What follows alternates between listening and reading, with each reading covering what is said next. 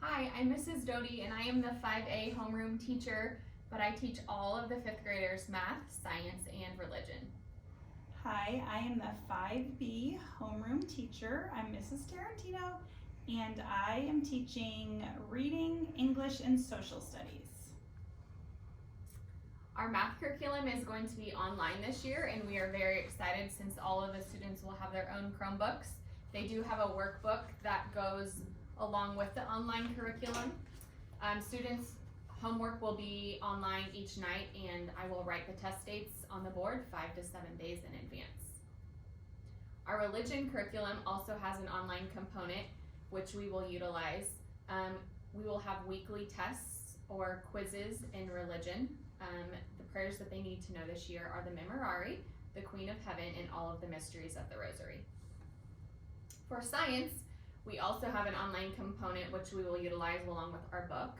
We will have chapter tests for science and the test dates will be on the board as well. For writing this year, we use the Voyages series, and writing and English are combined through that series. We will be exploring expository, narrative, and persuasive writing. Most of our writing projects will be done mostly in class, but at home I would encourage parents to help with editing as much as possible since a lot of this is very new for them. Spelling, we will have 10 spelling words each week that are also their vocabulary words. So every Friday we will have a spelling test and a vocabulary test. The word list will be sent home on Mondays, and each night we will have either spelling or vocab homework. Reading, we use the Journey series just like they did in 2nd and 3rd and 4th grade. Half of the year we'll probably be reading chapter books and the other half will be doing specific stories from the Journey series. As of right now, we don't have an online component with this book, so we will just be doing a lot of in-person visual, and when the kids are at school with us, I'll be showing them how to do all of that if they have to go home. Let's see, social studies, we have the Houghton Mifflin that they also used last year in 4th grade, the consumable magazines. This year there's actually 37, last year I think they only had 15. So it's a ton of information. It's an awesome product, but it's a lot of information, so all tests will be open magazine and I encourage them to highlight, take notes, everything right inside their magazine so they have all that information when we have the test. And this is our English series, Voyages. We do not have an online component for Workbook, so we will have a hard copy of a workbook. If we have to go home, I'm going to teach them how to do everything in their workbook online, so it'll be a smooth transition. And all of our tests will also be open book, open note, because the tests can have a lot to review, but if they take notes, they will do just fine.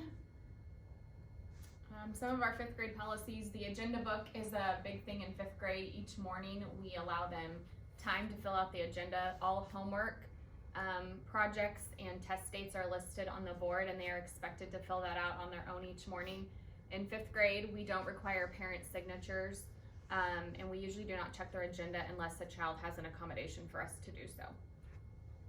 Late and makeup work. Late assignments will be accepted for 64% credit the day after the assignment was due. So for example, if they have a homework assignment due on a Monday and they don't turn it until Tuesday, they automatically get 64% for the assignment. If they turn their homework assignment in late the same day, they get 90% credit. If your child is absent, you may request assignments to be prepared by 3:15 for pickup in the office, and tests will need to be made up as soon as possible after they come back to school after being absent. The difference with an unexcused absence is we are not allowed to give work out early.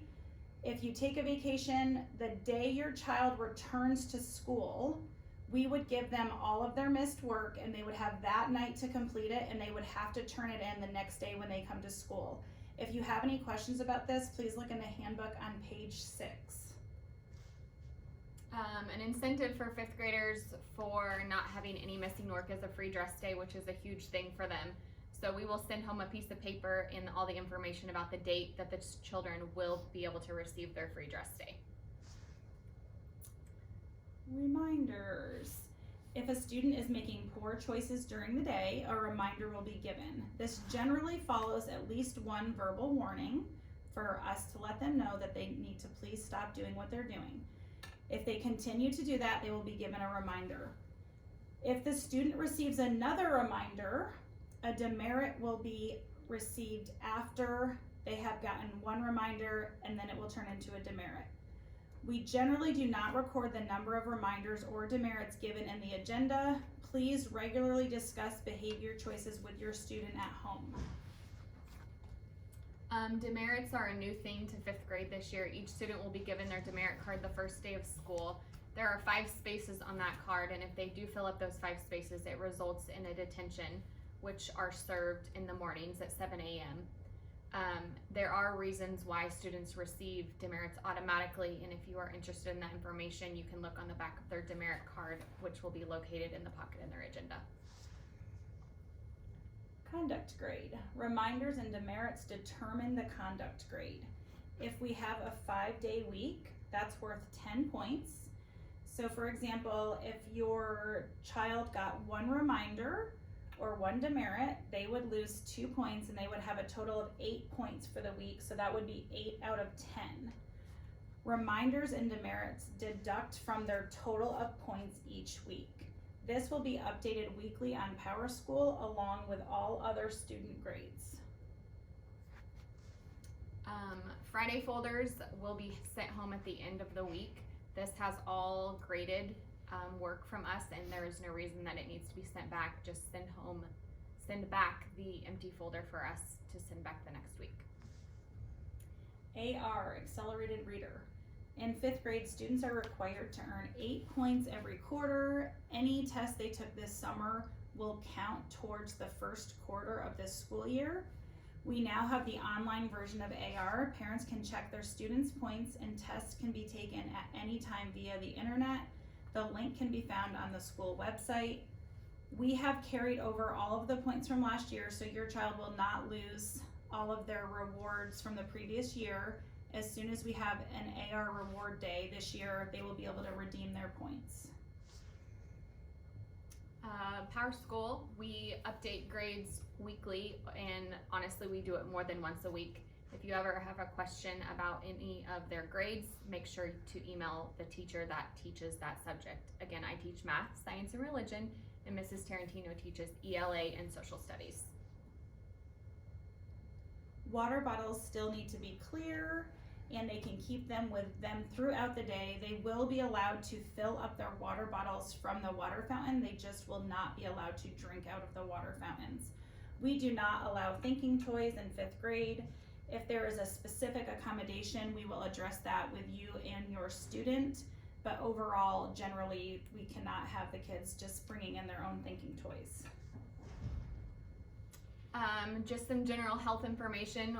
As 5th graders, we know that when they're all in the room and the older they get, they can get a little stinky. So we do recommend them showering every night. They can bring deodorant with them and keep it in their backpacks or their cubbies. And they did last year really like to go to the bathroom and put on their deodorant after recess and PE. And we do this year advise that you do wash the uniforms every night. And I'm going to add one more thing about health and hygiene. This year, PE is going to be going outside as much as possible. Mrs. Hesman will be going over that with you guys. So it's really, really important to talk to your kids about being outside and being sweaty. And I get it, I have 4 kids. I just found out that my 8-year-old thinks a rinse off doesn't include soap and shampoo, and it does. So just have those conversations. Nobody wants to be the stinky kid at school. And our email addresses are listed here and they're also on our website, so feel free to contact us with any information. We're excited to see your kids next week.